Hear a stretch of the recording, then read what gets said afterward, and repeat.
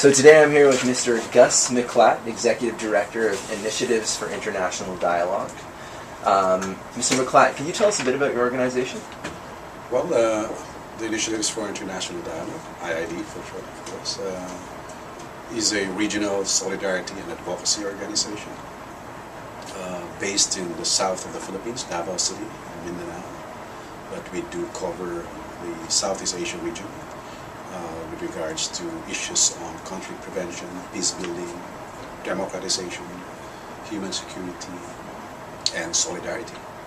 And of course, that includes also issues related to self-determination in the region. We were established in 1988 in response not in response, but as our belief that it was time for the Filipino people to also share their experience and their capacities, of whatever they have, in their victorious struggle against the dictatorship that ended in 1986. At that time, during the dark period of martial law under then the dictator Marcos, we were recipients of solidarity from all over the world, mostly from the north, so-called north. But in the course of our work, we felt and believed that it was essential to also have solidarity from the south. And we felt that we could perhaps focus on when the time came for us to also do such that. Great, thank you. Now, you were a representative for civil society at yesterday's United Nations General Assembly dialogue, the informal interactive dialogue on the responsibility to protect. Can you provide us with your thoughts on how the dialogue went? I think even if they tried to make it as interactive as possible, but I think there were still some bad habits die hard, and it was mostly prepared speeches and monologue of states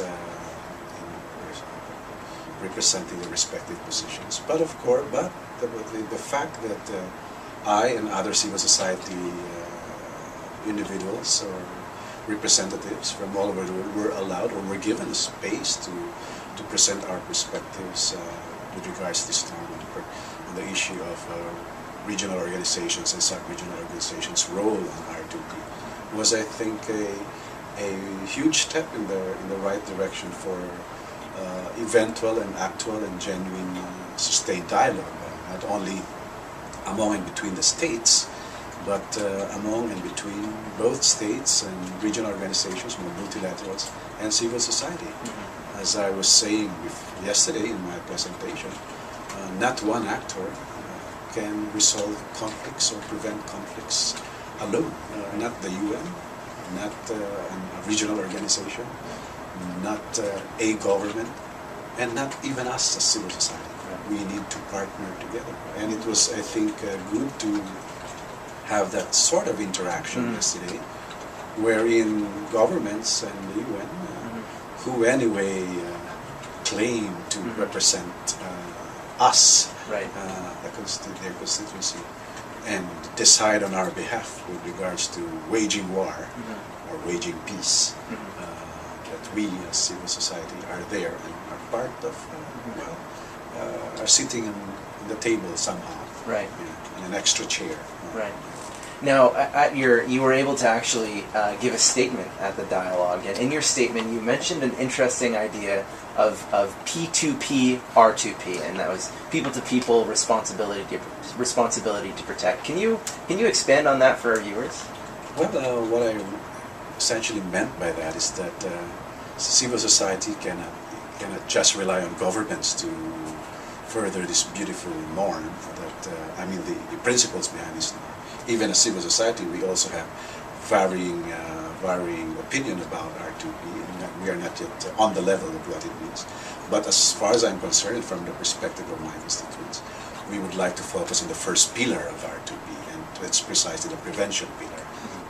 And we feel that if we focus enough on this, we would prevent the escalation of a situation towards 2 or 3. But I do agree in terms of principles also, and I agree with the Special Advisor Ed Luck that sometimes prevention doesn't also work, and thus we need this pillar 2 and 3. And if that situation indeed happens, then of course I would support any and I think anybody would support any effort to prevent those 4 crimes between RtoP. But back to the questions, I'm sorry.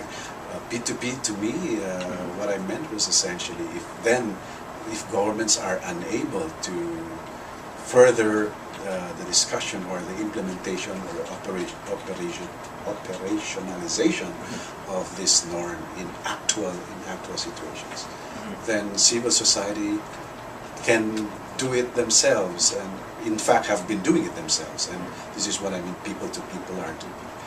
Whether or not governments are there anyway, we don't need a norm for civil society to seek and assist and be in solidarity with peoples beyond our respective and individual borders.